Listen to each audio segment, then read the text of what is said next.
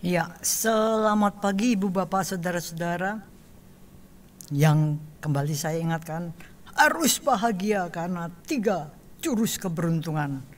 Harus bahagia karena beruntung terlahir di alam manusia. Harus berbahagia karena beruntung mengenal ajaran kebenaran Dhamma. Dan yang ketiga, harus bahagia karena masih hidup, jadi bisa membulatkan tekad untuk cari pesangon mati. Terimalah salam Dhamma dan Namo Buddhaya. Ibu bapak saudara-saudara, hari ini 17 Oktober, ya, angka yang bagus. 17 itu banyak maknanya. Jadi hari ini saya mau ajak ibu bapak saudara-saudara untuk kembali beberapa puluh tahun lalu, waktu saya beruntung menghadapi seorang ex-murid yang pulang dari luar negeri. Umurnya berarti sekitar 19-20-an ya.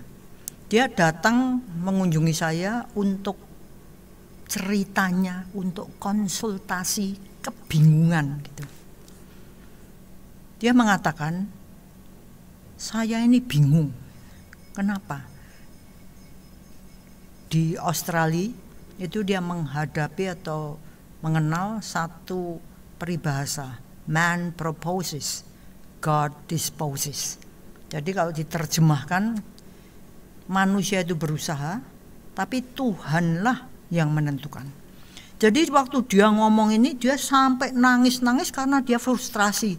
Loh, kalau gitu kan aku ini percuma berusaha.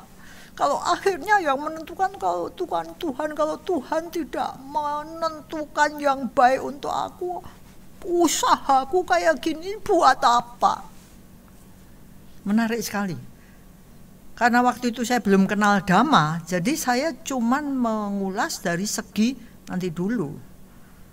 Yang namanya usaha itu pasti ada manfaatnya, pasti ada buahnya, pasti ada akibatnya. Dan kalau dikatakan bahwa Tuhan sebagai satu makhluk agung, mungkin satu-satunya yang menentukan, itu belum tentu terjadi untuk semua orang. Mungkin untuk kamu itu Tuhan menentukan yang celing bagus. Untuk orang lain belum tentu harus begitu. Kalau masalah itu kita bawa di masa sekarang ini, di mana kita sudah kenal Dhamma, kasus seperti itu akan kita urai dalam pola pikir yang berbeda. Pertama, kita bisa pikirkan, kalau bahasa Inggrisnya God, itu ada banyak gods, pakai S, artinya banyak. Kalau gods ini dimasukkan ke dalam bahasa Pali Sanskerta, itu kita mendapat kata dewa atau deva, ya, tulisannya V tapi biasanya bacanya W. Nah, muncul mungkin sekarang pertanyaan, seberapa toh yang namanya God atau gods ini berpengaruh di dalam keberhasilan kita? Menarik ya, jadi cara berpikir kita sudah agak berbeda karena kita mengerti di dalam parita misalnya. Itu dikatakan kalau kita melantunkan, semoga semua dewa melindungi. Oh, berarti yang namanya may all gods protect us. Apa ya bisa kita mohon-mohon pada dewa, pada Tuhan, pada God atau gods? Salah satu dari penentu hukum itu adalah kama niyama, hukum yang mengatur tentang perbuatan. Di situ tercantum satu prinsip yang menarik, yaitu apa? Tidak akan terjadi padaku apa yang bukan buah karmaku. Jadi apapun yang kita lakukan itu buahnya kembali pada kita. Jadi nggak bisa saya berbuat baik, Nana yang hoki, atau saya yang jahat, Selda yang celaka. Nggak bisa. Dan di dalam Dhamma kita lihat tidak ada yang namanya prima causa. Sebab tunggal itu tidak ada. Karena kalau diurut gitu, lah kalau aku celaka kenapa? Lah aku tadi tuh kok ya disuruh beli obat sama Adi. Kenapa? Si anjingnya sakit. Lah kok ya dadak sakit. Jadi kalau diurut gitu tuh banyak sekali. Seperti angka. Angka itu berada di mana kita nggak bisa ngerti ya. Aku mau 1 triliun, aku mau lebih 1 triliun 1. Sudah. Jadi tidak ada ujung, pangkalnya sulit dilihat. Adanya ini itu karena adanya itu. Sebab itu ada satu istilah dependent origination yang sangat terkenal, paticca samuppada. Itu hukum sebab akibat. Origin, asal mulanya itu dependent, tergantung. Jadi ini tergantung dari itu tergantung dari sebab menjadi akibat. Akibat ini menjadi sebab lagi untuk membuahkan satu akibat. Akibat ini menjadi sebab lagi membuahkan satu akibat. Jadi kalau dilihat semua di alam semesta ini connect luar biasa erat. Adanya ini karena adanya itu. Dan saya kadang-kadang kalau pas nerjemahkan tuh agak sengkering gitu ya. Karena the Buddha menjelaskan misalnya saja dalam bahasa saya sendiri. Oh para biku, adanya ini itu karena adanya itu. Wah, twing, twing, twing. Yang jadi arahat itu banyak. Waduh, kok gampang amat orang jadi arahat. Kembali kalau kita lihat, ya sebabnya dia sudah berkehidupan menyimpan jasa kebajikan terus, memoles kebijaksanaan, menghapus kotoran batin, terus karma baik melalui pikiran, ucapan, dan fisik. Maka kalau dilihat bagaimana kehidupan ini berjalan, sebenarnya banyak faktor yang bermain. Jadi bagaimana dengan yang disebut Tuhan, dewa, gods, bermain enggak? Bermain. Karena mereka, alamnya mereka juga ada permainan karma. Jadi mereka pun butuh kebajikan. Karena mereka akan mati di alam dewa, pindah alam lagi, melanjutkan perjuangannya. Maka saya ajak ibu bapak melihat satu pengalaman yang dialami oleh Wina dan saya. Seru banget. Sehubungan dengan perjuangan kami menerbitkan kitab suci agama Buddha, Itiwutaka. Ini terjadi tahun 1990, mungkin 96 gitu ya, 97 gitu. Buku ini memuat 112 sutta. Jadi waktu itu saya baru pertama kali menerjemahkan secara suka-suka. Sebelum ini ada Udana, tapi itu diminta untuk Widyasena, wihara di Jogja, yang waktu itu dipimpin oleh Rudi yang kemudian jadi editor kami. Nah, 112 sutta ini diterjemahkan, diedit oleh Rudi, dan waktu itu kan kita belum ngerti apa-apa, jadi asal menerjemahkan dan kemudian diedit. Selesai. Gimana mencetaknya? Nggak tahu. Saya dan Wina cuman menerjemahkan. Oh, bisa disunting di Semarang. Semarang itu ada ahlinya IT. Oh iya. Kita kontaklah. Kirim soft file ke Semarang untuk disunting dan untuk dicetak karena katanya nanti akan diterbitkan. Ya udah, selesai, happy. tinggal nunggu. Kenapa kita bisa nerjemahin Istiwutaka? Itu gara-gara Rudi yang pengetahuannya seabrek, pengetahuannya setinggi gunung Merapi. Dia ngomong, ini buku, ini kitab, itu luar biasa istimewa.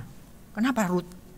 Ini satu-satunya kitab yang diceritakan kembali oleh seorang perempuan. Nah kan sudah kita terjemahkan, diedit. Sekarang buku itu ada di mana? Ceritanya gimana? Saya nggak begitu peduli karena tugas saya dan Wena cuma menerjemahkan. Lah ya nggak tahu, dulu kan di Semarang tuh. Lah kan belum dicetak. Lah ya nggak tahu. Mbok coba ditelusuri di mana? Telepon. Sudah dicetak? Belum. Nah, masalahnya apa? Mohon maaf, yang mau berdana percetakan itu salah hitung. Kalau ini katakan 20.000, dia mau nyetak 2.000 buku, 40 juta toh? Dihitungnya 4 juta. Jadi dia sanggup waktu kemudian mau dicetak, loh kok tambah 01, angkat tangan. Itu sebabnya belum bisa dicetak. Duitnya kurang. Kirim kembalilah ke Klaten. Dong, kita lihat jebret. Lah kok tinggal 75 juta. Yang sisanya bermain melancong kemana? Nggak tahu lah. Lah piye ini? Ya udah, terjemahin lagi, lengkapi. Kedua, tahap 2, terjemahan lagi. Berita bagus. Di Bandung ada yang sanggup mau mencetak. Kirimlah ke Bandung. Toeng, kita duduk manis sekali lagi, tunggu. Nggak bisa kecetak. Kirim lagi ke Klaten. Kenapa? Mohon maaf, jadinya mahal sekali. Nilai tukar dolar waktu itu naik pesat.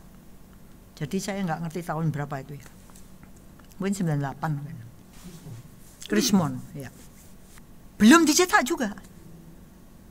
Saya tidak berkepentingan mencetak. Pokoknya tugas saya sama Wena nerjemahin. Tapi Rudi, ternyata dia amat sangat mengikuti berita ini loh. Kok belum dicetak? Kenapa? Lah yang nggak tahu lah, yang mau nyetak nggak ada, gimana? Pengakuan dosa lah Rudi. Dia ngomong, sebenarnya karena melihat Istiwutaka itu satu-satunya kitab yang diceritakan kembali oleh seorang perempuan. Istimewa sekali. Aku dulu tuh bertekad, kalau sampai suatu ketika Istiwutaka ini bisa diterbitkan, aku mau ikut mendanai pencetakannya. Langsung saja, langsung. Kamu ini gara-gara tekadmu ini jadi kitab ini tidak bisa dicetak.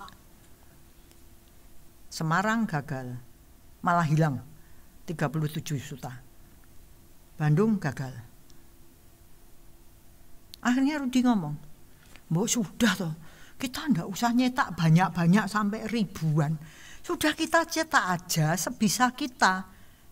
Ayo kita urunan, saya 1 juta, Cilani Ciwena 1 juta, dapat berapa buku? Nggak apa-apa.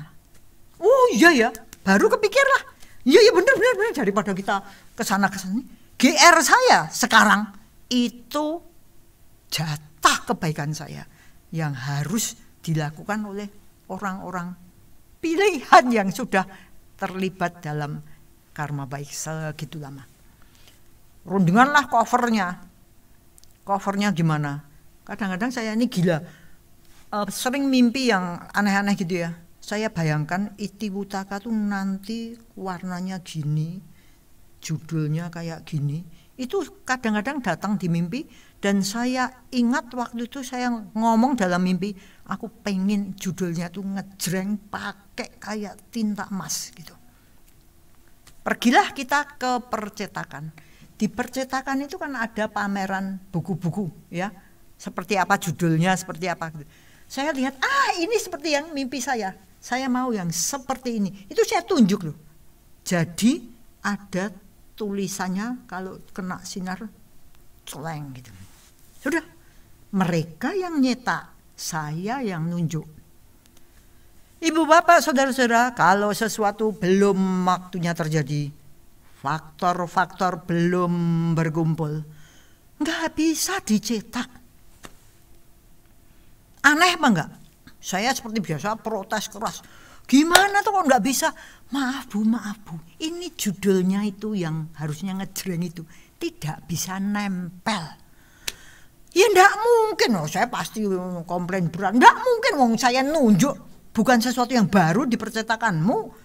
Sudah pernah bikin kayak gitu, dipamerin, saya nunjuk kok nggak bisa nempel. Ya alat-alatmu, mesin-mesinmu gimana? Aduh bu, ini sudah saya bawa ke Semarang, sudah ke Surabaya, tidak bisa nempel. Aneh-aneh aja, saya ngomel-ngomel biasa. Nah, waktu itu saya tuh sering call-callan dengan teman seperjuangan saya di Paraan, namanya Siu Jing. Saya cerita soal tuing-tuing masalah ini. Ini kesulitannya berlapis-lapis dari awal nerjemahin sampai hilang, sampai Semarang, sampai Bandung. Ini mau nyetak aja kesulitannya luar biasa. Saya seperti biasa guyon. Wah ini gara-gara tekadnya Rudi ini keganjal ini. Jadi ganjelan. Tapi Rudi sudah beres, dia mau ikut danain cetiau 1 juta. Belum juga bisa. Ganjelannya apa ini? Wah, para abnormal mulai bicara. Si Siu Jing tuh ngomong, aku sebenarnya ya punya tekad yang belum kelakon sehubungan dengan penerjemahan kitab suci. Apa? Aku ini sebenarnya punya tekad pengen berdana atas nama mamaku. Mamanya Siu Jing itu sudah stroke 2 tahun, 2 bulan, 20 hari. Angkanya bagus, ya. Posisinya sudah fetus gini loh, sudah seperti kembali pada bayi. Kalau dilihat itu kulitnya depan ini, yang paling luar ini sudah melepuh, jadi terpisah dari lapis bawahnya.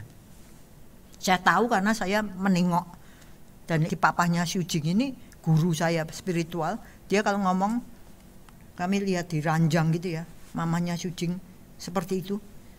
Om Witun itu pernah saya singgung juga. Om Witun itu ngomong, iki lolan, ini lolan, inilah Dhamma. Maksudnya gimana Om? Dia dulu cantik, kalau enggak cantik masakah aku mau. Tapi kamu lihat sekarang, seperti ini, asubha, tidak indah. Mau seberapa pun cantiknya, asubha akhirnya, inilah anicca. Lihat itu, inilah Dhamma. Hebat ya. Jadi tidak ada kesedihan, tidak ada apa-apa, isinya cuma kebijaksanaan perenungan. Seperti inilah akhirnya rupa. Sudah seperti itu. Tapi nggak bisa mati. Mau diapain coba? Padahal sudah kehilangan kesadaran. Kesadarannya sudah nggak ada. Dia ngomong ya nggak bisa, ya sudah. Aku pengen berdana atas nama mamaku. Tapi aku belum punya duit. Siu Jing tuh ngomong gitu. Langsung saya ngomong, wow, gara-gara kowe iki ya. Mungkin kamu ini yang ganjel ini. Siapa yang ributin soal duit? Dah, kamu mau berdana berapa? Aku mau berdana 150.000, tapi aku belum punya duit. Nggak apa-apa, wong kita ya nggak akan bayar jreng. Tagihan tuh masih lama, mereka tuh kaya raya jadi nagihnya nggak cash gitu, enggak. Ya, jadi akhirnya catat. Kamu 150.000 ya? 150.000. Itu saya teleponan sama Siu Jing itu kira-kira jam 7 malam. Ini terjadi pada bulan Februari tahun 1999. Jadi itu buku itu 2 tahunan sejarahnya sampai akhirnya catat ini. Bayangin ya, jam 7 malam saya teleponan sama Syujing. Hampir tengah malam saya di bel percetakan. Bu selamat, Bu selamat. Gimana Pak? Judulnya nempel. Hebat ya. Jam 4 pagi keesokan harinya saya di bel Syujing. Lan Mama sudah pindah alam. Merinding ya. Jadi kami-kami yang ngomong-ngomong ini menyimpulkan kepindahan alam Mama itu butuh satu faktor lagi, yaitu apa? Jasa kebajikan yang cukup untuk bisa membuat selesainya satu kehidupan. Saya juga kaget ini. Luar biasa ini sejarahnya Itiwutaka ini luar biasa. Maka kalau ada masalah biasanya itu yang masih ada dalam ingatan. Kalau yang lancar-lancar itu tidak ada ingatan. Maka kami berupaya untuk satu Itiwutaka diselesaikan. Pergilah ke percetakan. Pak, tolong rampungkan satu. Waduh ini gimana? Ini harus rampung karena saya ceritain. Dia juga kaget-kaget. Oh iya. Ini gara-gara buku ini loh. Ini semuanya dilancar. Gara-gara keinginan penjegalan 150.000 yang begitu dicatat. Judulnya nempel, mamanya pindah alam. Akhirnya benar-benar sama bagian percetakan. Pokoknya satu ya Bu, satu Pak, satu. Guarap dengan manual udah untuk dimasukkan ke peti. Dengan doa, semoga semua makhluk bahagia. Semoga mendiang bahagia di alam yang baru. Tadi pagi saya baru ngebel lagi sama Syujing. Jing, tahun piro kuwi Jing? Tahun berapa? Februari 99. Masa nggak salah sih? Masa tahun 99? Iya. Yakin 99% pasti betul. Oke. Tahun 99. Berarti itu buku lebih dari 2 tahun berkelana kemana-mana. Menunggu sesuatu gerakan dari kumpulan faktor-faktor yang membuat sesuatu terjadi. Jadi kalau kembali pada man proposes, God disposes, manusia berusaha, itu bukan cuman Tuhan yang menentukan, tapi bisa faktor-faktor kehidupan yang menentukan. Bukan hanya prima causa. Bagaimana dengan para dewa berada di mana? Perannya berada di mana? Apakah para dewa membantu? Lah iyalah. Tapi kan mereka sendiri juga punya hukumnya sendiri. Tergantung kita, apakah kita punya kaitnya untuk dapat bantuan dari para dewa. Bagaimana dengan bantuan tekad mulia? Hati-hati dengan tekad. Tadi kita sudah belajar 2 tekad ya. Rudi yang bertekad untuk mendanain dan tidak pernah bisa diterbitkan. Saya kalau nyalahin Rudi, dasar kamu yang bikin ganjelan, tidak bisa diterbitin. Kalau buku ini bisa diterbitkan, aku ingin ikut berdana untuk penerbitannya. Ini tekad yang benar-benar dikuatkan oleh satu kebijaksanaan karena buku ini indah sekali. Dan ini satu-satunya buku yang diceritakan kembali oleh seorang perempuan. Mungkin kehidupan lampaunya Rudi itu, kehidupan lampaunya ya perempuan kali. Enggak cukup loh. Ada ganjalan lain loh. Yaitu apa? Aku ingin berdana. Ada kaitannya dengan mamanya. Semoga mama bahagia dalam yang baru. Jadi kita lihat betapa Paticca Samuppada ini terjadi karena itu, ini terjadi karena itu. Itu luar biasa menjadikan sesuatu terjadi. Oleh sebab itu selalu saya katakan, kalau kita punya tekad, hati-hati, harus tekad yang luhur karena itu punya kekuatan. Makanya biasanya kalau kita doain, semoga cita-cita luhurmu tercapai. Yang tidak luhur, semoga yang tidak luhur jangan sampai terjadi. Semoga terganjal oleh kebaikan-kebaikan yang kita punya, sehingga itu tidak lagi bisa berbuah. Maka bagaimana dengan pelajaran Dhamma yang selalu kita pelajari, mungkin setiap minggu kita kuatkan, kita pertajam dan sebagainya. Kita harus ingat bahwa manusia untuk bisa terlahir di alam manusia itu kita dibekali dengan pikiran yang luhur. Dan kekuatan pikiran itu luar biasa. Kekuatan tekad, kekuatan apapun juga yang kita benar-benar yakini itu luar biasa. Itu sebabnya the Buddha mengajar pada kita untuk tidak bergantung, berserah, ngelemprek, ngelokro, bantulah aku. Karena kita sendiri itu luar biasa hartanya, luar biasa kekuatan kita.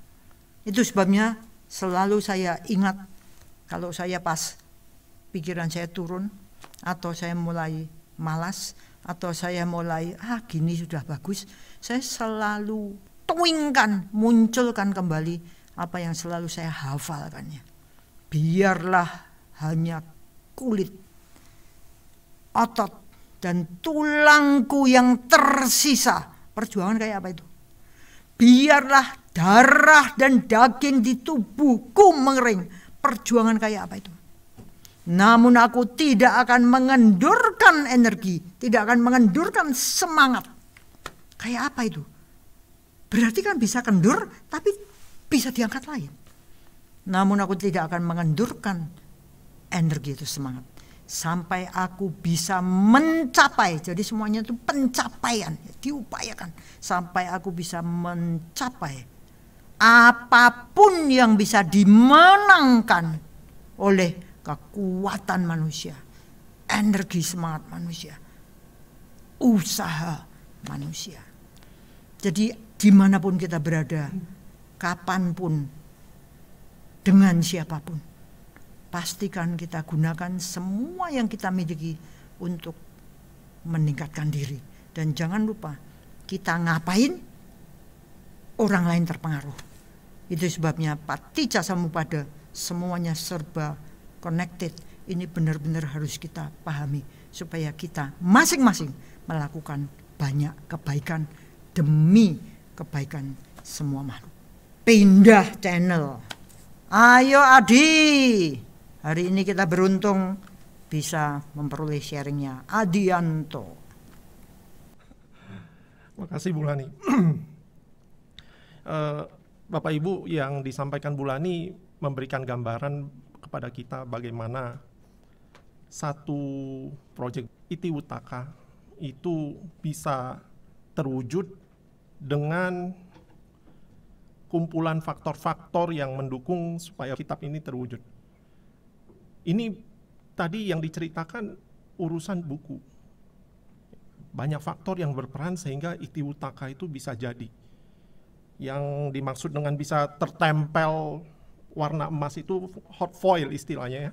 Itu saya dengar ceritanya memang seru ya. Sudah dicoba berkali-kali padahal itu sudah pernah dilakukan di percetakan itu, tapi kok nggak bisa nempel. Cukup dramatis itu momennya itu.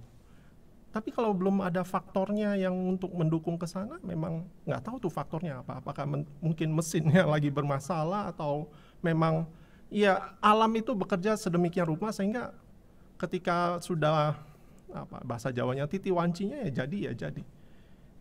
Itu urusan proyek buku. Saya mau mengajak kita semua dari proyek buku ini ke proyek alam. Ini tempat tinggal kita. Ini faktor-faktor yang berperan juga banyak. Kalau kita mau kitab itu memberikan manfaat, kita mau juga alam ini sebagai tempat tinggal kita. Ketika saya ngomong alam ini artinya bumi sebagai tempat tinggal kita juga memberikan manfaat buat kita. Tapi bukan sekedar memberikan manfaat. Kalau kita tadi hubungkan dengan Paticca Samuppada, saling bergantungan. Kalau kita mau alam memberikan manfaat kepada kita, berarti kita juga harus bermanfaat kepada alam. Nah, bagaimana hubungannya? Mari kita lihat pemaparan berikut ini.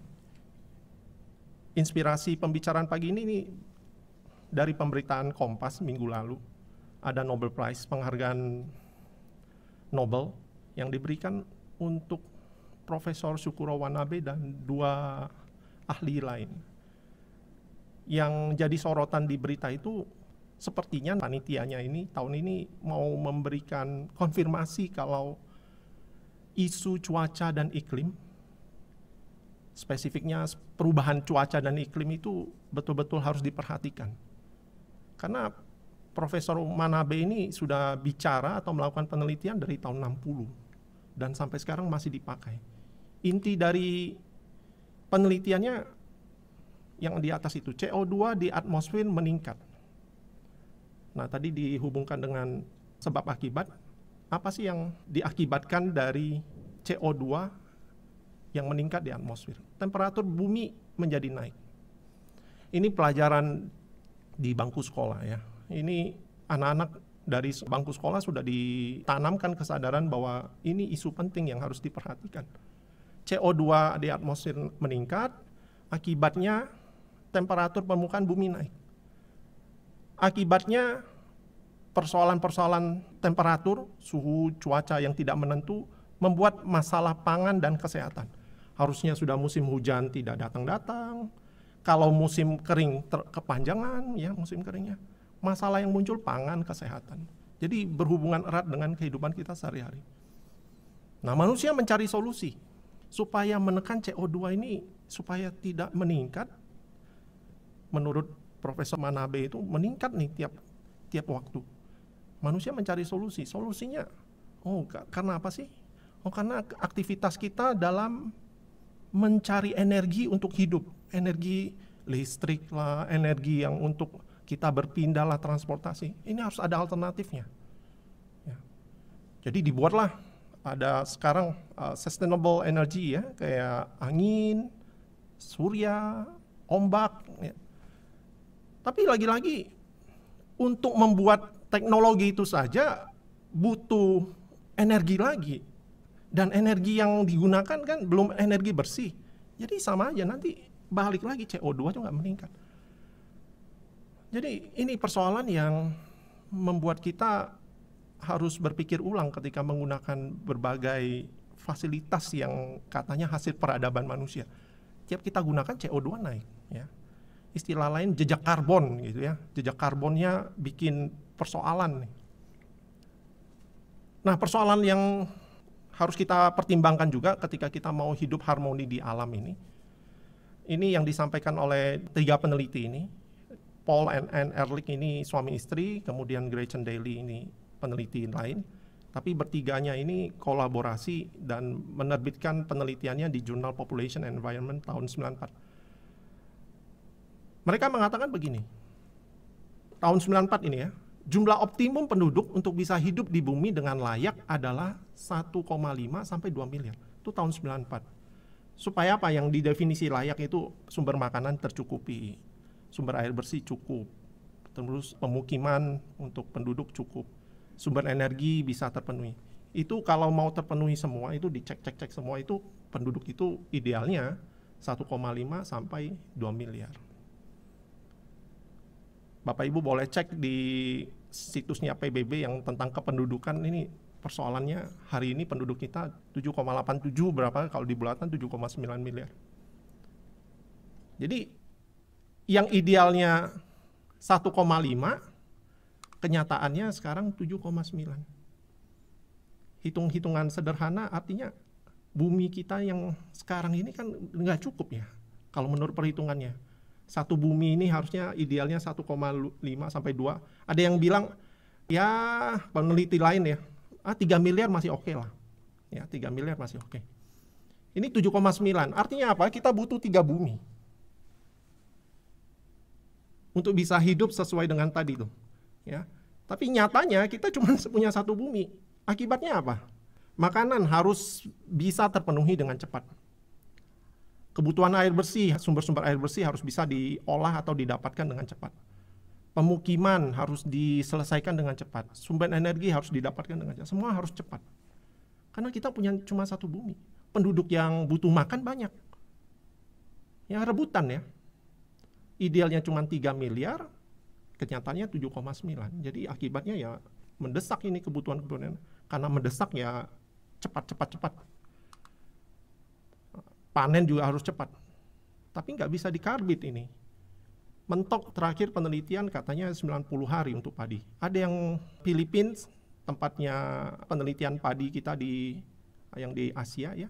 Di internasional tapi di Asia tuh di Philippines katanya bisa kurang dari 90 hari. Tapi lagi-lagi genetic mode ya, modification. 90 hari bisa panen. Jadi kita tetap nggak bisa buru-buru nih kalau urusan mau makan beras. 90 hari rata-rata. Setahun 4 kali. Ya. Ada yang bisa mengupayakan setahun 5 kali, itu jarang sekali ya, lagi dalam proses penelitian. Di Indonesia, di sekitar sekolah kita itu ada sawah, setahun itu paling 3 kali, plus ada yang gagalnya lagi. Jadi, ya jadi persoalan, 90 hari rata-rata. Untuk makan, nggak bisa cepat juga, 21 hari kalau mau makan ayam, tuh, ayam broiler itu potong. Tapi lagi dikarbit juga ini, bisa nggak kurang dari 3 minggu, yang dikarbit semua. Sapi kalau mau makan daging enak ya 2 tahun nunggunya. Ini sekarang lagi dikarbit juga. Jadi semuanya harus cepat. Akhirnya apa? Yang dimanfaatkan teknologi. Ya. Nah, lagi-lagi nih, katanya tadi harus kurangi CO2. Ini semua pakai sumber energi yang kalau tidak pakai energi bersih ya masih CO2, jejak karbonnya masih tinggi.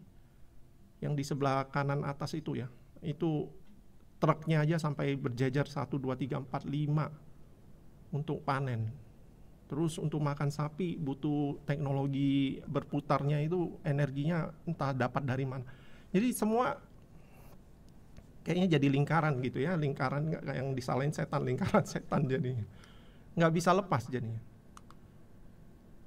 Kalau alam kita atau bumi ini bisa teriak ya udah minta tolong nih. Yang kalian lakukan ini apaan sih gitu ya. Dia kalau teriak, kalian mau ngapain terhadap aku gitu. Nah, dari sini saya mau ngajak kita lihat apa sih yang The Buddha lewat ajarannya dan lewat teladannya yang beliau lakukan terhadap alam. Mari kita lihat dari sejarahnya. Dari sejarah kehidupan Sang Buddha sampai wafat, kalau kita baca sejarahnya, tidak lepas dari taman, pohon, terus hutan, hewan-hewan. Ya. Yang pertama dari kelahiran. The Buddha, waktu lahir sebagai Pangeran Siddhartha, dilahirkan di Taman Lumbini. Ketika itu Ratu Mahamaya sedang melakukan perjalanan dan di tengah perjalanan itu berhenti untuk menikmati Taman Lumbini. Nah, di sana lahir. Mencapai pencerahan di bawah pohon Bodhi.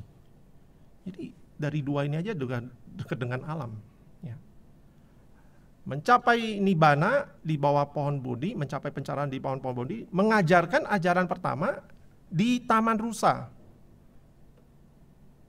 Jadi lihat loh betapa dekatnya The Buddha dengan alam. Nah, diabadikan di berbagai karya seni ya, termasuk di panel Borobudur kita bisa lihat itu banyak relief yang menceritakan bagaimana aktivitas The Buddha selama membabarkan Dhamma selalu ada keterlibatannya dengan hewan dan alam. Nah, Nalagiri ketika emosi seekor gajah yang dibuat mabuk bisa ditaklukkan dengan kasih sayang. Kehidupan The Buddha sebelum menjadi Buddha sebagai bodhisattva diceritakan terlahir beberapa kali sebagai hewan di kitab Jataka. Dan masa remaja dilewatkan juga dengan bagaimana welas asih terhadap alam dan hewan. Ketika berumur 7 atau berapa tahun itu diajak bajak sawah, Pangeran Siddhartha sudah memilih untuk menyendiri bermeditasi di bawah pohon. Kemudian waktu masa remaja, ini ada kisah ketika berebut angsa. Ketika itu Dewadatta memburu seekor angsa, dan angsanya tertembak oleh panahnya Dewadatta. Namun Pangeran Siddhartha yang mendapatkan angsa yang tertembak ini. Kemudian oleh Pangeran Siddhartha, angsa yang tertembak ini disembuhkan, ya, diobati. Terus Devadatta klaim, ya, ini hasil buruanku. Pangeran Siddhartha bilang, tidak, aku yang menemukannya yang pertama kali dan aku yang menyelamatkan. Tapi Devadatta tetap ngotot, bersikeras, ini yang nembak aku yang berhak. Kemudian dibawa kasus ini ke guru mereka berdua, ya, dan oleh gurunya dikatakan yang berhak terhadap angsa ini orang yang menyelamatkan kehidupannya, jadi bukan yang mengambil kehidupan. Ya. Jadi dari sana kita bisa lihat sekali lagi betapa dekatnya kehidupan Pangeran Siddhartha sampai menjadi Buddha, dekat dengan alam. Dan terakhir Mahaparinibbana, ya, wafat di bawah pohon sala.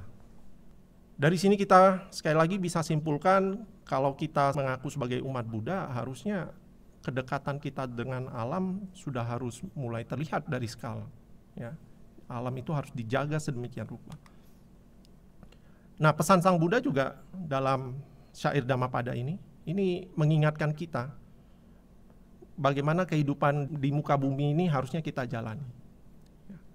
Dari Dhammapada syair 49, Yathapi bamaro pupang wana gandang ahetayang paleti rasang adaya ewang game municare. Terjemahan bahasa Indonesianya, bagaikan seekor kumbang mengumpulkan madu dari bunga-bunga tanpa merusak warna maupun baunya. Demikian pula hendaknya orang bijaksana mengembara dari desa ke desa. Syair ini mengajarkan kita, hidup kita itu di muka bumi itu harusnya kayak gini. Eksistensi keberadaan kita dimanapun jangan sampai merusak, ya. Malah melestarikan, karena kumbang ini kalau ngambil madu sekaligus membantu penyerbukan. Jadi harusnya kehidupan kita juga demikian. Kalau kita hidup, saya ada dengar ada falsafah hidup itu, hidup di bumi ini mampir ngombe, jadi ya cuman namanya mampir, jangan macam-macam gitu loh. Kalau mampir ngambil ini ngambil itu bukan mampir, ngerampok artinya, ya. Ya. Jadi bagaikan seekor kumbang, ini hidup kita tuh harusnya seperti itu. Kemudian kita harus paham bahwa fenomena di alam semesta merupakan hubungan sebab dan akibat, saling memengaruhi dan bergantungan. Semua yang terjadi berdasarkan pada hukum sebab akibat yang saling bergantungan yang disebut paticca samuppada. Jadi kalau kita bertindak sesuatu terhadap alam, jangan heran kalau sekarang ini kalau dengar natural disaster itu macam-macam, ya. Kita aja yang di Indonesia atau di Klaten ini, informasi tentang kejadian-kejadian itu kita harus bersyukur ini jarang kita alami. Tapi barusan kemarin ada gempa katanya.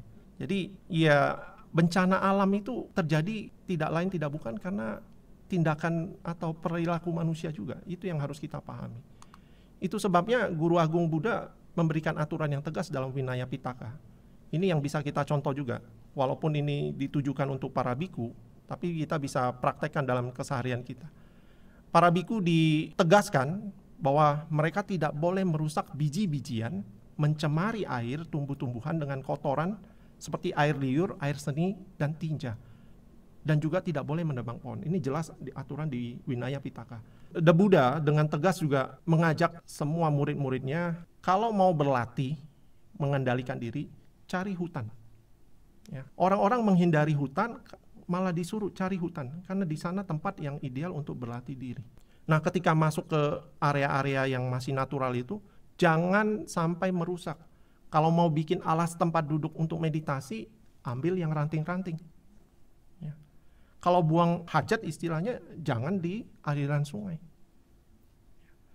Dan ditegaskan juga oleh The Buddha, dalam tradisi wasa, masa musim hujan, murid-murid atau biku-biku tidak boleh keluar melakukan perjalanan. Karena di sana saat yang tepat untuk benih-benih tumbuhan hidup.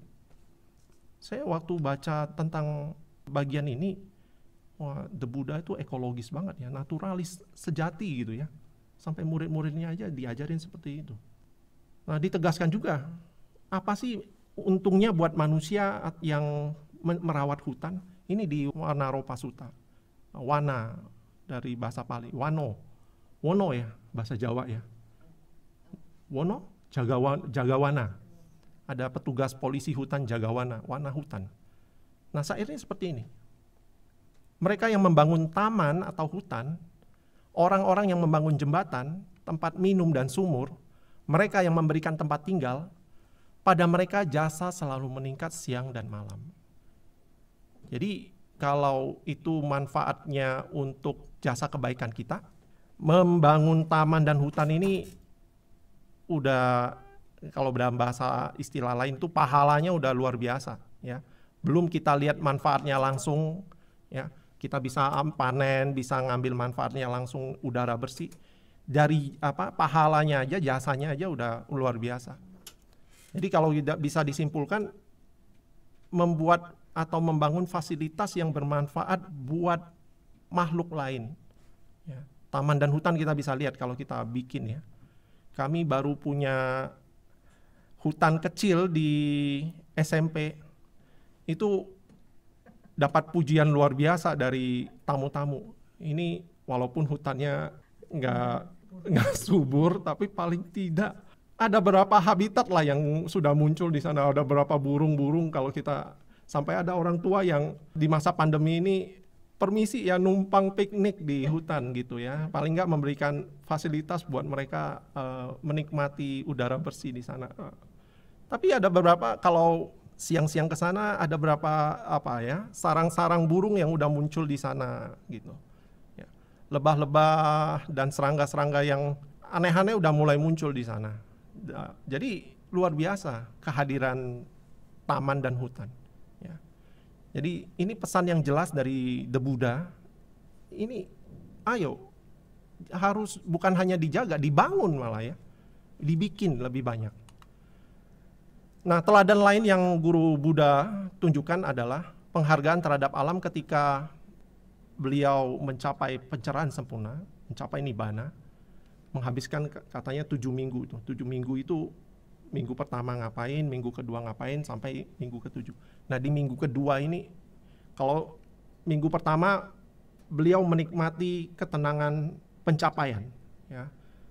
Minggu kedua itu ditujukan penghargaan terhadap pohon Bodhi. Jadi biasanya duduk meditasinya seperti itu. Nah, di minggu kedua, kalau dia dari ceritanya dianalisis, The Buddha itu membalikkan badan. Jadi kata Nyu kata Wedi, memberikan penghargaan ya. Penghargaan terhadap pohon Bodhi yang sudah menaungi beliau untuk berlatih. Jadi dan tradisi ini sampai sekarang dilanjutkan sama umat Buddha. Kenapa kita juga menghargai pohon Bodhi? The Buddha aja menghargai, apalagi kita. Ya. Nah, dari sini kita bisa lihat lagi satu ajaran yang jelas, begitu pentingnya eksistensi kehadiran alam, dalam hal ini pohon. Itu sebabnya kita harus membantu bumi ini, dan pesan-pesan untuk membantunya standar ya. Ini sudah jadi kesepakatan apa yang harus dilakukan ya, kampanyenya sudah banyak. Saya cuma mempertegas saja. Dibutuhkan pengendalian jumlah penduduk. Makanya yang berkeluarga, mari sudah harus berpikir bagaimana saya membangun keluarga saya, jumlah anaknya berapa gitu ya. Programnya pemerintah keluarga berencana gitu ya. Nah, kalau mau ikut penegasan dari yang 3 ahli tadi, Ehrlich sama Gretchen Daily, tahun 94 dia udah tegasin ini. Tahun 94 loh. Ini harusnya ada kebijakan di level pemerintah untuk mengendalikan jumlah penduduk. Itu sarannya di jurnalnya. Ya. Kita di Indonesia sudah punya tuh programnya, keluarga berencana. Ini standar ini yang sedang dikampanyekan supaya kaum milenial melakukan usaha-usaha ini, reduce, menekan, reuse, menggunakan kembali barang-barang yang bisa dipakai, recycle, diolah kembali agar bisa dipakai. Dan yang tambahan katanya yang populer sekarang lagi, replace, digantikan tuh. Ya, biasanya botol plastik, sekarang pakai botol yang bisa diisi ulang berkali-kali. Ya. Ada banyak upaya, sekarang ada kios namanya kios refill. Biasanya kita beli softener, deterjen yang cair itu, beli kemasan pouch, itu pouchnya kalau nggak bisa diolah ya jadi sampah begitu saja. Sekarang sudah ada kios-kios, walaupun belum merata, tapi sudah mulai ada upaya ke sana ya. Jadi tinggal bawa botol, saya mau beli pewangi pakaian ya tinggal diisi botolnya, jadi dibawa pulang. Tinggal menggunakan berkali-kali botol yang sama. Jadi upaya-upaya seperti ini yang standar yang harus kita mulai lakukan. Kemudian kalau kebutuhan kita nggak bisa tutup mata, saya tetap butuh pohon, kertas, tadi saya juga ngeprint, saya bilang ayo ya tetap harus butuh kertas. Tapi yang bisa kita lakukan ya gunakan efektif mungkin. Ini supaya bisa efektif ya satu lembar isinya 4 panel slide gitu ya. Tidak langsung satu lembar satu slide, jadinya butuh banyak. Pertimbangan-pertimbangan efisiensi untuk penggunaan bahan-bahan yang berasal dari alam harus kita lakukan. Untuk di level pabrik harus dipikirkan upaya yang sedang dikampanyekan seperti ini. Ambil satu, kalau umpamanya konteksnya pohon ini, ambil satu atau tebang satu, tanam 2 atau lebih, supaya berkelanjutan. Kemudian tangkap pilih dan tebang pilih. Kalau hukum nggak boleh tebang pilih ya, tapi kalau untuk urusan alam ini harus tebang pilih. Mana yang sudah cukup umur, ini mana yang masih harus dipertahankan, harus dipertimbangkan. Tangkap pilih, ini yang menarik. Hari Kamis kemarin tidak sengaja saya buka BBC dan liputannya di New Zealand. Ada New Zealand itu ada lautannya ya, ada teluknya juga. Ada sekelompok nelayan itu bersepakat kalau kita mau panen udang-udang besar itu jenis lobster dan sebagainya, itu mereka sepakat kita berlayar ke sana, jadwalnya harus ditentukan. Terus jumlahnya yang ditangkap juga harus ditentukan. Jenis yang ditangkap juga harus ditentukan. Jadi di dokumenter itu diperlihatkan reporternya itu ikut satu nelayan. Nelayannya itu bawa penggaris, jadi diukur, oke, ini bukan jenis yang harus bisa dikonsumsi, ini masih bisa besar. Terus dia lihat, oh ini ada telurnya, dibuang, dikembalikan. Jadi praktek menangkapnya tradisional masih pakai keranjang-keranjang yang dari besi yang manual, ya. Jadi bukannya pakai pukat yang besar, yang nanti Bu Susan mungkin sudah nonton itu ya, si konspirasi yang pakai pukat gede, semua ketangkap. Yang harusnya masih bisa tumbuh atau yang masih bisa berkembang biak jadi mati ya, karena pakai alat-alat yang besar. Ini masih manual. Nah di Indonesia saya dengar juga ada beberapa daerah yang konservasinya atau upaya untuk memenuhi kebutuhan hidupnya pakai prinsip konservasi ini berkelanjutan. Dipilih ya, pakai jadwal. Semua pokoknya dapat kan gantian kan, saya juga butuh makan, nelayan ini butuh makan, gantian kita ya. Ternyata bisa dilakukan di sana, di New Zealand. Kemudian pertahankan area hijau sebanyak mungkin. Saya bersyukur nih tinggal di sini. Kalau kemarin Kiki bersyukurnya dari fasilitas, saya bersyukur nih Bulani Buena di sini. Buena khususnya ya, aku nggak mau daerah itu di semen, masih hijau. Akhirnya kita punya area hijau di sekolah. Ya, ini pokoknya harus konblok yang ada pasirnya supaya air masuk. Nah, jadi beliau ini ekologis juga, mempertimbangkan bagaimana area-area hijau itu dipertahankan, karena kita butuh emang ini. Dari kecil kita bisa besar. Kabarnya kita juga ikut berdana hutan ya, kalau ikutnya proyeknya rekannya Bulani kemarin ikut hutan gitu ya. Jadi pertahankan area hijau sebanyak mungkin. Kalau di level keluarga ya paling tidak ada taman kecil di rumah. Di kelas juga saya minta beberapa guru, ayo ada pot itu lidah mertua. Dan menurut penelitian lidah mertua ini di masa pandemi ini kan katanya butuh oksigen. Yang menghasilkan atau yang menjernihkan kadar oksigen di udara yang di lingkungan itu salah satunya lidah mertua. Makanya di beberapa kelas di sekolah kita nih dalam kelasnya ada pot-pot lidah mertua. Ya, pertahankan area hijau sebanyak mungkin. Nah, dengan upaya-upaya itu, project kalau tadi itu utaka terwujud gitu ya. Semoga dengan upaya-upaya tadi, project kita untuk menciptakan Patirupa Desa Wasoca, ini bahasa Pali yang saya ambil dari satu parita. Patirupa Desa Wasoca, tempat tinggal yang ideal, tempat tinggal yang layak. Dengan upaya-upaya yang tadi, semoga kita bisa menjadikan bumi ini tempat tinggal yang layak. Pati rupa desa wasoca. Itu dari saya Bapak Ibu semua, semoga ini bisa jadi praktek kita bersama. Semoga semua makhluk berbahagia. Wih, ya banyak yang bisa kita pelajari dari pemaparan tadi, dan apapun juga yang kita jumpai dalam perjalanan hidup, memang kita harus pakai untuk meningkatkan diri. Tentu saja tidak afdol kalau kita tidak belajar dari Bu Susan. Ayo Bu. Selamat pagi Bapak Ibu, rekan-rekan, dan terima kasih untuk Bu Lani yang memberi kesempatan saya menanggapi apa yang sudah di-sharingkan Pak Adi saya kira, dan juga pengantar dari Bu Lani. Nah, sebelum ke sana bisa putar pendapat Sadguru tentang manusia gitu ya. Jadi ini menarik sekali karena Bu Lani tadi mengatakan bahwa manusia itu harus menggunakan pikirannya untuk sesuatu yang luhur begitu. Jadi kalau cita-citanya nggak luhur, nggak usah didoakan semoga berhasil gitu kan. Nah lalu Pak Adi tadi mengatakan bahwa manusia itu sudah terlalu banyak jumlahnya dan nggak semua manusia itu betul-betul sadar bahwa alam itu harus dicintai begitu. Nah padahal sudah ribuan tahun yang lalu, The Buddha itu sudah memberikan semacam perangkat pada kita, kesadaran tinggi, bahkan itu sebelum polusi udara terjadi ya. Sebelum polusi alam terjadi sudah mengatakan bahwa manusia itu harus hidup berdampingan dengan alam karena manusia itu bagian dari alam gitu. Lalu kita akan melihat apa pendapat Sadguru mengapa manusia itu bisa seperti kita saat ini. Ini sangat menarik gitu ya. Once we are born as human beings,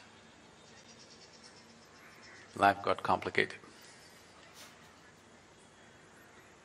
If we had come here like any other creature on the planet, stomach full, life settled. Once we come as human beings, stomach empty, only one problem. Stomach full, 100 problems. Because what we refer to as human really begins only after survival is taken care of. Only when survival is fulfilled, the traits of being human will find expression. As long as we're struggling for survival, we are also just another biological entity like any other creature. So what does it mean to be human? What is the significance? Because every other creature can fulfill almost everything that most human beings are doing without so much fuss. We are born, they are also born, just like us. We grow up with a lot of fuss, they grow up without much fuss. For us, earning a living is a very big thing. All of them earn their own living. We may reproduce, they reproduce. We die, they die. All this we do with enormous fuss. They do it without much fuss in an eco-friendly manner. They conduct their life. Everything is a big fuss. Why it is so is, human life is not fulfilled by fulfilling the basic requirements of survival. If you could eat well and everything would be okay, then it would be very simple to feed the world. But that's not how it is, because for every other creature, nature has drawn two lines within which they live and die. For a human being, there is only a bottom line, there is no top line. He can aspire for anything. Because there is no top line, people are struggling.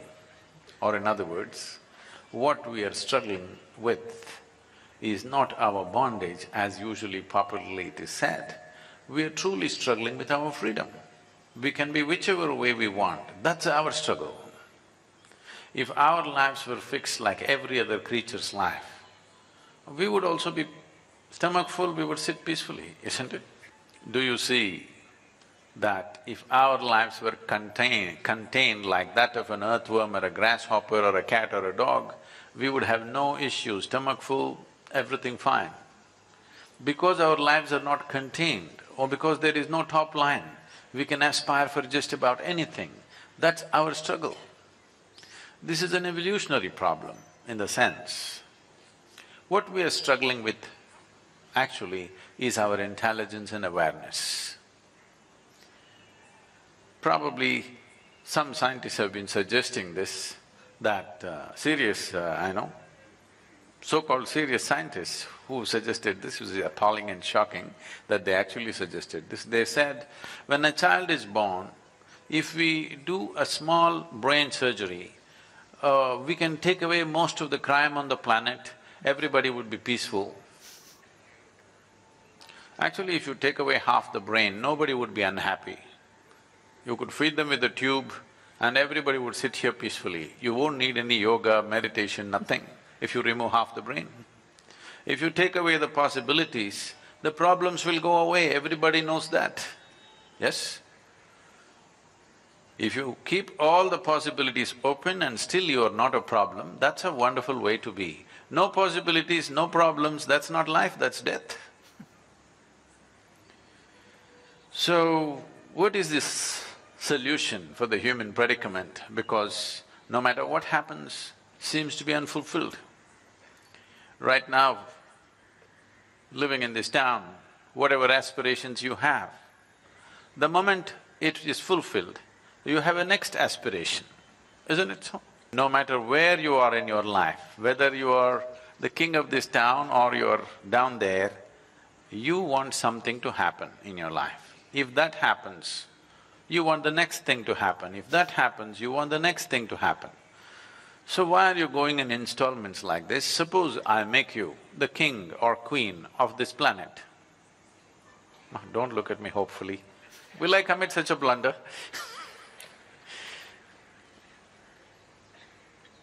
Suppose we make you the king or queen of this planet. Would you be fulfilled? I'm asking you. Would you be fulfilled? No, you would want the other planets and the stars and the galaxies. Because there is something within a human being which is not willing to settle for any boundaries. It is aspiring for a boundless possibility.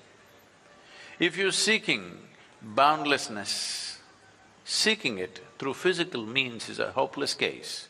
Your aspiration is fantastic because if you really look at it, sitting here, if you really look at it, suppose right now you become the king of this planet, you were not satisfied, we made you the king of the solar system, not satisfied, we made you the king of the universe, not satisfied. If you really look at this, what you're aspiring for is infinite nature. Your aspiration is fantastic, but the means is miserable in the sense. Suppose you're driving your car today and you saw the moon and you felt like going there. Sometimes the advertisements are so exaggerated, they told you if you really floor the accelerator, it will go to the moon. If you try very hard, you may go beyond the moon, but you will not go to the moon. Yes or no? Because a car is not a suitable vehicle to go to the moon. You need another kind of vehicle to go to the moon. So similarly here, through physical means we are trying to become infinite. Its aspiration is wonderful, but the vehicle is miserable because the nature of physicality is like this. Physical means it comes with a defined boundary. Only because there is a defined boundary, we can call this a physical body. If I take away all boundaries of this, can you call this a physical body if it is everywhere? Physicality means the fundamental nature of physicality is a defined boundary. Without a boundary, there is no physical nature. But right now, there is something within you which is constantly aspiring to break the boundaries. Just look at yourself and see. Suppose we imprison you in a 5 by 5 cubicle. you will be very miserable. Tomorrow we announce your liberation and release you into your 10 by 10 cubicle. It will be wonderful for a day, but again you'll feel miserable. Then day after tomorrow we'll release you into your 100 by 100 cubicle. You will feel great for 3 days. Again it's the same thing. What I'm asking you is, it doesn't matter how big the boundary is. The moment you realize there is a boundary, you want to break it. Yes or no? This is the nature of the human being. It doesn't matter. All kinds of pacifist philosophies have been taught, be content with what you have, don't aspire for more than what you know, do not… all kinds of things.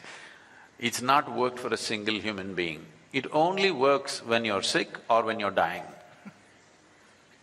You're sick and down today. Today if I tell you, you should not aspire for anything, be satisfied with what you have, you will say, yes, anything is okay, just get me well. Tomorrow, you're… once again the energy is back, ready for something more, yes or no? Only when you're beaten and down, then these philosophies will work. For a healthy, living human being, these philosophies of be happy with what you have doesn't work. Now, does it mean to say a human being has to be eternally in turmoil, eternally in struggle? No. What we do in terms of our aspiration is just this. Essentially, nothing is going to fulfill us unless we touch a boundless state.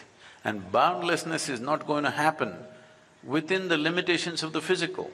When I say within the limitations of the physical, right now your whole experience of life is limited to the physical. See, your experience of life right now is happening because you can see, you can hear, you can smell, you can taste and you can touch. This is the only way you know that you're here, isn't it? It is through 5 sense organs that you're experiencing everything. These 5 sense organs cannot perceive anything other than physical. You can only see the physical, you can only hear the physical, you can only smell, taste and touch the physical. That which is not physical is not within the ambit of these 5 sense organs. So if you do not transcend the 5 senses, there is no possibility of experiencing anything beyond physicality. If you do not experience anything beyond physicality, this longing of wanting to be something more endlessly going on, you are not looking for more, you are looking for all, and all is not possible through physical means. Menarik ya, jadi Sadguru itu emang sinis gitu. Kalau Bulani mengatakan saya itu kadang-kadang kalau ngomong menusuk-nusuk hati orang gitu. Kayaknya Sadguru itu lebih menusuk-nusuk hati gitu. Jadi saya senang dengan apa yang dikatakan Sadguru tentang ya itulah manusia. Apa yang dikatakan Sadguru itu sebetulnya selaras dengan apa yang dikatakan oleh Erich Fromm dalam buku yang kalau diterjemahkan ke dalam bahasa Indonesia, judul bukunya itu adalah Akar Kekerasan gitu ya. Jadi Erich Fromm mengatakan kekerasan pada manusia yang sampai membuat manusia itu bisa membunuh spesiesnya sendiri gitu. Itu karena manusia itu punya keinginan, punya hasrat yang tidak pernah bisa terpuaskan gitu. Jadi kalau menurut Erich Fromm, penggunaan agresivitas yang tidak benar itu hanya terjadi pada manusia.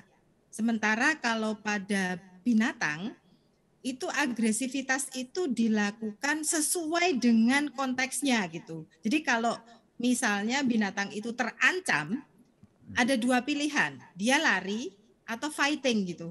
Nah, saat dia fighting, itulah agresivitas begitu. Nah, sementara pada binatang, agresivitas itu juga digunakan untuk mencari makan gitu.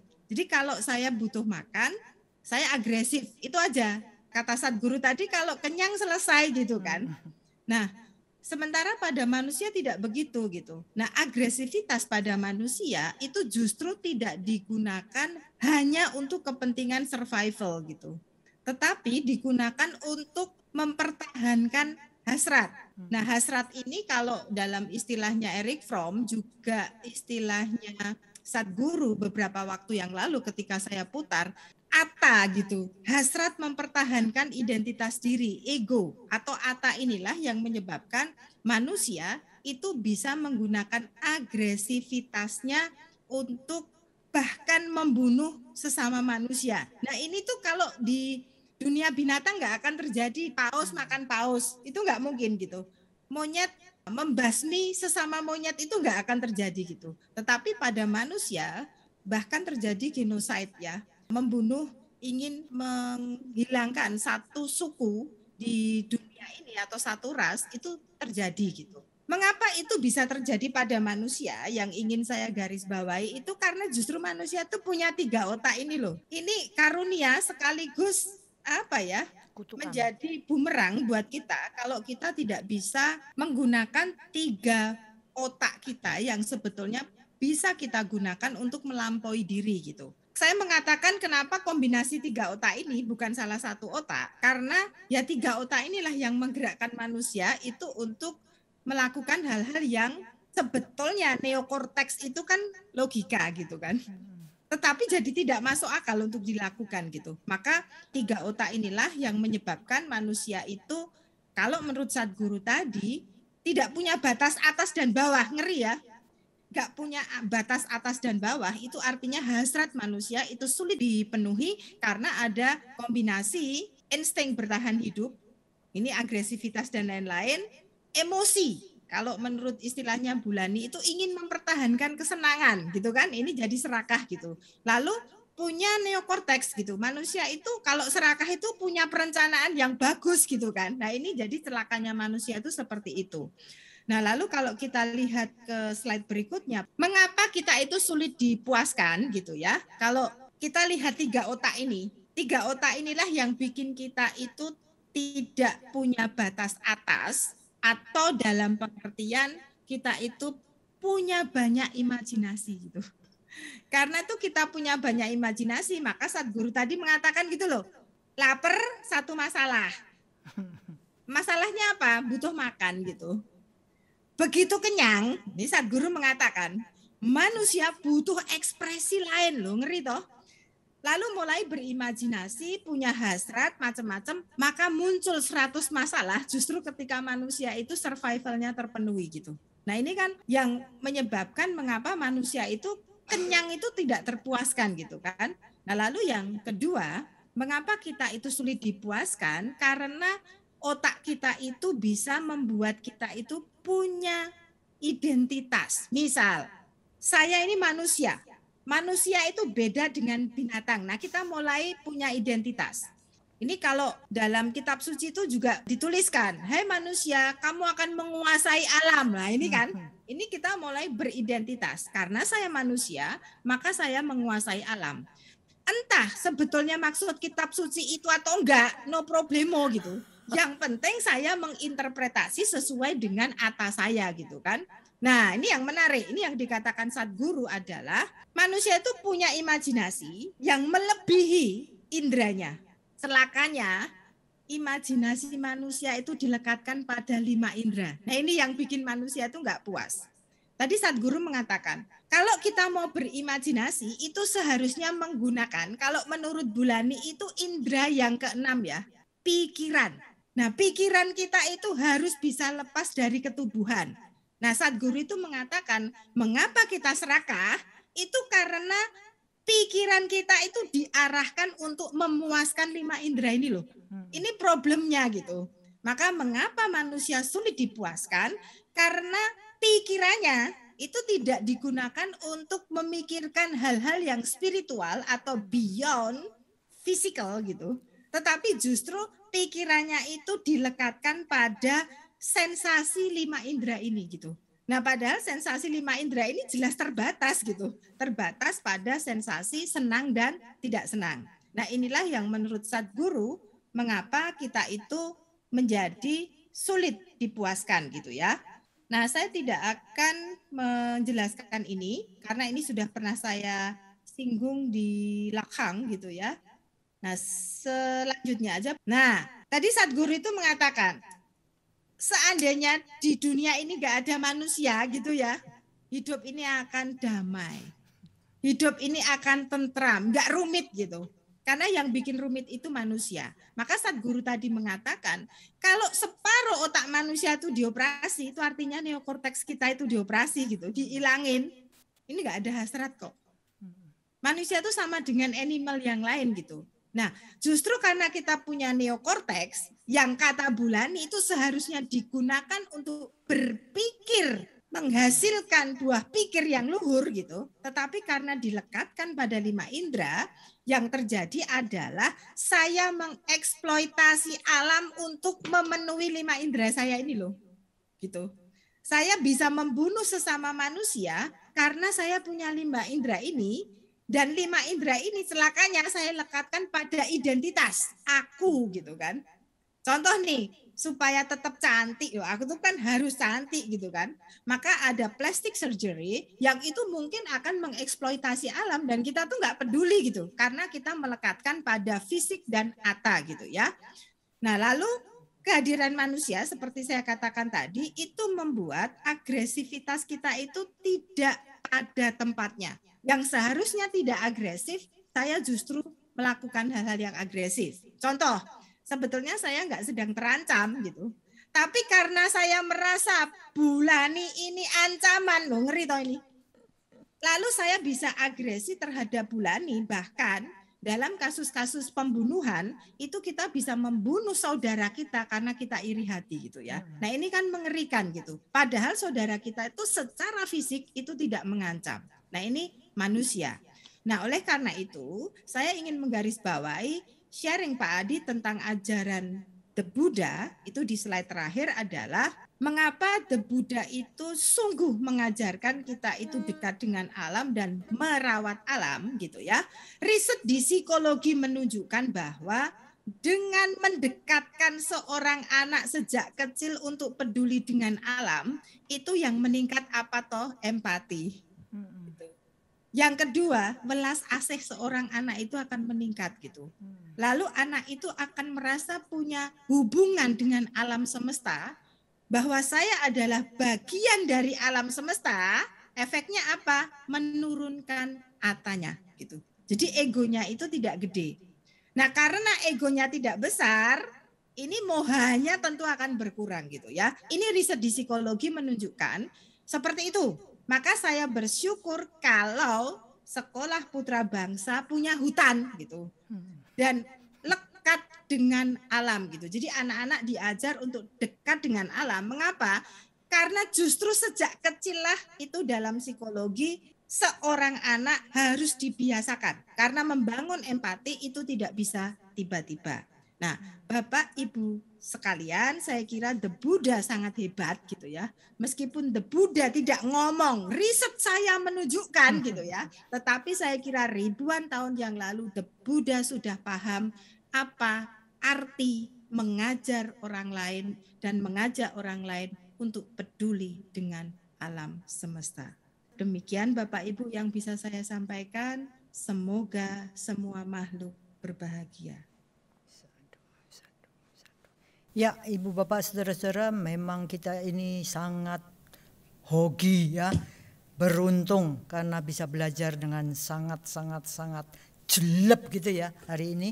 Dan khususnya bagi Bu Susan saya ucapkan terima kasih luar biasa. Sekaligus mohon saya diterima kasihin juga karena Bu Susan ini sibuknya setengah mati. Ada organisasi psikolog di mana Bu Susan itu memiliki satu kepentingan terpaksa harus gini gitu. Tapi toh meluangkan waktu, meluangkan energi dan segalanya untuk kita semua. Jadi kalau sampai kita nggak bisa mengambil manfaat dari apa yang kita pelajari hari ini, kebangetan. Gitu ya Bu. Thank you so much. Semoga semua makhluk bahagia dan semoga yang terbaik datang pada kita semua. Sadhu, sadhu, sadhu.